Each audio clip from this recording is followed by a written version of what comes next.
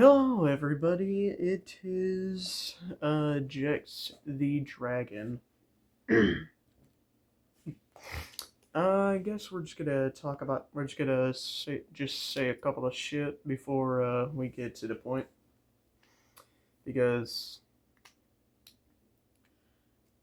I guess it'll just make more sense. I don't know, but at least I'm doing better than most YouTubers who just go straight to the point of making no sense, who just say a lot of random shit before they get to the actual point of the video. The only difference is that I'm giving heads up. Okay, so growing up, I was a kid who could not talk at all, and when I could talk, it was a bunch of mumbling. You know Playboy Cardi? Yeah, that was one of them. And then, hold on. Then I went to speech therapy, which did some good. I was able to learn a few sentences, but you wanna know what really boosted my shit? Rap music. With rap music, I learned how to like just add energy on music because that's when I actually started to like want to start talking. Like it gave me a reason to like start talking so I could create stuff. Because growing up, it was a big habit to like make stuff. Growing up, I would draw stuff, I would paint stuff, I would paint like on like sculpture stuff. Because growing up, when I was 8 years old, this was like before gender toxicity. Well, where I come from now is before gender toxicity. I used to be a big fan of My Little Pony. But when gender toxicity went into my life, it stayed. Even when it went away, the influence of it did not. And then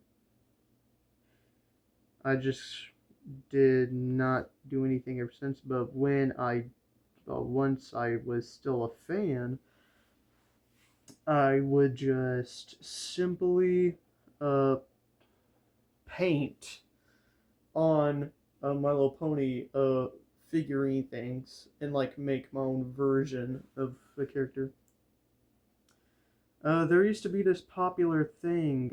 There used to be this thing in YouTube back in the day with MLP. They used to be popular. It was like shippings,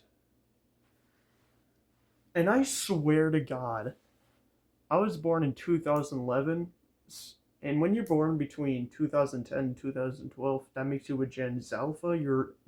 You're in a mix of two generations because Gen Z starts from 1994 to 2012, but Gen Alpha starts at 2010, and it made no sense. So what did people do? They gave a name for people born between 2010 and 2012, Gen Alpha. But they do not explain the struggle of those years. Generation, speaking with relating to people in like generation wise. Growing up, I was obsessed with. Growing up in Murfreesboro. By the way, 100,000 people is just way too much. But I can see why there's that many people. This is New York, but if it was country.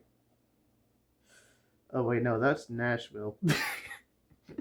Yeah, no, that's Nashville. But Murfreesboro is like yeah, something. Growing up, I was obsessed with this thing called Warrior Cats. Um, Wait, should I do? Nah. Growing up, I was obsessed with Warrior Cats, and I was also obsessed with Alan Walker, and other Gen Z stuff. I never related to Gen Alpha growing up. Because the Gen Alphas were younger than me, but Gen Z were older. Like, you know those memes of when a kid is a middle child, they're easily, like, forgotten? Or, like, they're not really thought of? Like, when they try to relate to something, the older kid or the younger kid is either like it's either that the younger kid is like, you didn't grow up around that, be like, and they think they know my generation well because they discovered it later on while I was a little kid. You're like, I discovered it at the same time. I was just simply younger. You discovered that shit when you were a teenager. I discovered that shit when I was 5 too. Like, yeah, you were 15, I was 5 when I discovered that shit, but I still heard that shit, bro. I was still a fan of that shit. Alan Walker, I was fucking 8 years old, 2019. I was, like, 2019, I was 8 years old, I was bobbing my shit. But even before that, like 2016, 2017, 18, I was bobbing my head to this shit. But it's like, at this point, I just started losing reason on caring anymore, because, like, why fight a battle you will never win? Will never, uh, Gen Z will never respect Gen's Alpha because they think they understand it. But growing up, I also loved drawing Bendy.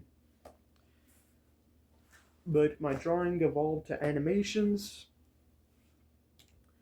and then I became obsessed with rap music, and then just became a rapper. And right now, I'm working on a pilot and an album. Not going to say the name of neither of them, because the album, I like to keep it a surprise. I'm not trying to pull out some NF shit, but yeah, if I was trying to pull out that NF move, I would have been like disappearing for like 2 years. But with the pilot, I haven't even figured out the name yet. So, yeah, and the reason why we're here today in this fine night, it's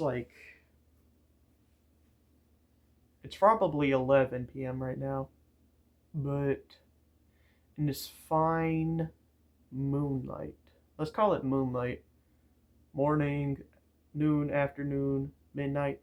What about in between of afternoon and midnight? Let's call it moonlight. That's what we're gonna call it here. And so, why am I here in this moonlight talking about a pilot? Because I want to tell you guys my plan for when I finish the animation. So, it isn't gonna have mouths. The animations are not gonna have mouths, making it easier for animation, and I just think it's really cool because it's unique and it's just high quality. But because there's gonna be no mouths, it's gonna be easier for voice actors. And that's where the voice actors come in.